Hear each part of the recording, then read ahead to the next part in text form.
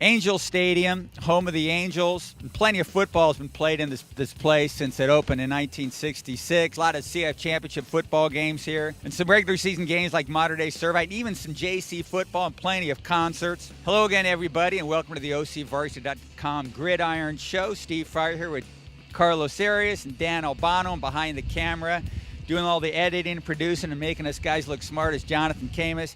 All right, guys. It's finals week. We're here at Angel Stadium. We're going to have the Southwest Division and the Pac-5 Division finals. But to start talking about the games, let's take a look what's going on in the Southern Division. It's a rematch at Orange Coast College Friday at 7 o'clock. Corona Del Mar against Beckman. When they met during the regular season, the final night of the regular season, Beckman won that game 42-37. That's part of a 10-game winning streak for Beckman. They lost in the championship game in this division last year at the last second to Garden Grove.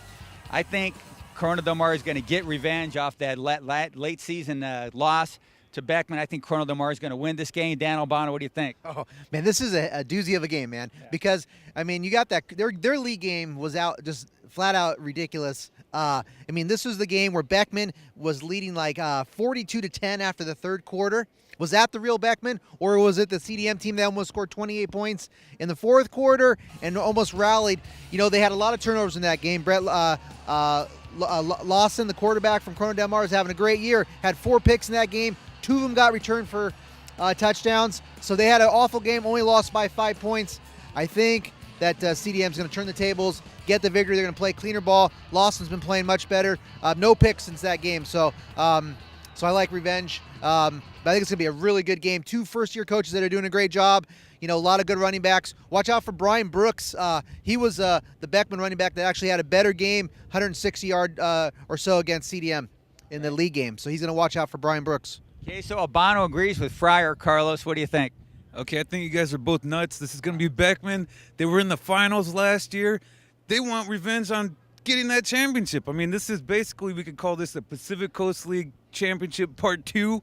I mean, you know, they've proven all along these are the 2 best teams in this division, and now it's on. And we got a chance to talk to some of the coaches and the players at the CIF Southern Section Football Championship Media Luncheon as these guys get ready for these big championship games. We need to protect football on offense. We had some major turnovers the first time around. We gave up some big plays on defense. So we clean up the turnovers and make them go the distance for the score. I think we'll be in much better shape. We're just going to stick to our game plan, play our hearts out for 4 quarters. We're not going to let that second half happen again. We're going to play like we did the first half for both halves this time. They're a big football team. They have a lot of guys who play both ways. They like to run the ball pretty much the whole game. I think we just need to hold on to the ball, and our D-line just needs to get to the quarterback quick and just set the tone of the game soon, and just don't let them get the ball off. We have not had a chance to look at them yet. We're going to probably look at them right when we get back to school. So we're going to check them out. We're going to analyze them. And we'll see how it goes on Saturday.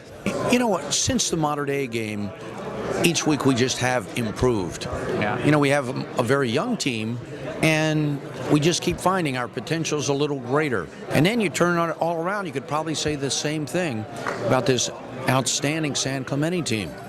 Outstanding coaching story. Great, maybe the best coaching story in America. Their kids bonding together. 2 best offensive lines in California. It's a classic setup for the championship. On to the Southwest Division, which is going to be Saturday at 2 o'clock here on this patch of green that we're standing on right here. It's kind of holy land for a guy like me to be standing here. Okay, that game, folks, that is Tustin 10-3 against El Toro 12-1. Tustin lost to La Habra in the finals here last year, and El Toro beat La Habra last week. Guys, Tustin's playing really great. We always know they play great at this time of the year. It's, you know, 9 CF finals in Myron Miller, 17 years at Tustin High. But I think El Toro does that thing that gets Tustin every time, and that's they throw the ball pretty gosh darn well. You know, with Connor Manning having a record-setting year, broke Matt Barkley's single-season Orange County passing yardage record. El Toro, you know, they have comeback capability. Tustin really doesn't. Tustin will take a lead and try and chew up the clock, but I think El Toro, whether they have the lead or need to play catch-up, I think El Toro wins this game, Carlos. The big problem Tustin's facing is trying to stop this no-huddle offense. Their defense is going to be on the field the whole game. La Habra found that out too. The only way that La Habra stopped El Toro was halftime and by getting back-to-back onside kicks. Yeah. That's it. Once he got the ball back, boom, they were moving again. So if you can keep the ball away from them, you have a shot. If they have the ball, you're not stopping them. Dan, what do you think? So, Carlos, the coin flip's going to be big. The coin flip is massive. Coin flip's huge. Yeah, coin flip is way huge, dude. You know, that's the thing, you guys. I think you guys are right, because I think the margin of error is really slim for Tustin in this game. They have the offense, a capability to perfect team really to take on El Toro, because they have that grind out double wing offense that can take 8 to 10 minutes off the clock. They can keep the El Toro offense off the field.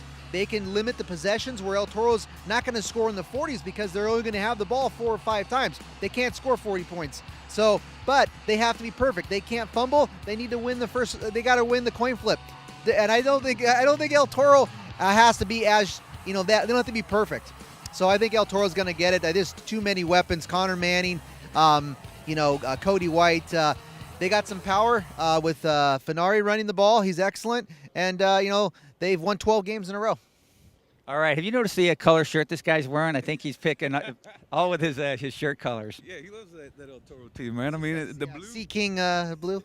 So, or it might be Santa Margarita blue. And talk about Santa Margarita, the Pac-5 final is here on these hallowed grounds at Angel Stadium on Saturday at 7:30 p.m. It's San Clemente, 12-1, kind of the upstart out of this in this whole Pac-5 bracket, I guess. And then Santa Margarita, 11-2. Both these are second-place teams in their league. You know, Santa Margarita was second place coming out of the Trinity League, and San Clemente number 2 out of the South Coast League. They've been hotter than heck. San Clemente's played great. Beat Toro 51-16 last week, guys. Man, that was pretty amazing. In their first CF title football game since 1979. And then we have Santa Margarita, which has beaten some really good teams in this run. Bishop Almont, Long Beach Poly, and Mission Viejo 21-20 in a classic game last week. Fellas, I like Santa Margarita. I had them going to the championship game, losing to Servite. Of course, that's not going to happen, but I think Santa Margarita, an overall dynamite football team. Nothing against San Clemente, but Santa Margarita just seems to have everything going for it, and they just seem to have that sort of championship buzz in my mind. What do you think, Dan? Yeah, my pick's going to be Santa Margarita. I like what Harry Walsh said, made some good points at the luncheon yesterday, that he looked at San Clemente as a mirror image, that they're very similar, two best offensive lines in Orange County, anchored by Kyle Murphy, Max Turk from Santa Margarita, 2 great quarterbacks, Travis Wilson, Johnny Stanton.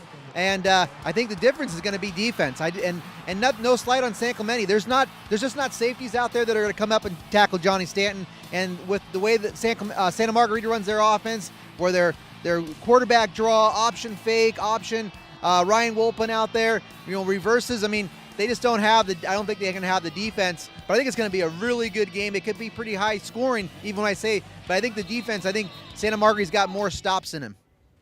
All right, what do you think, Carlos, who's been pretty much our San Clemente beat reporter for much of the season? You know what? Early in the season, I got to look at these guys, and I was thinking they got the capability of doing something special.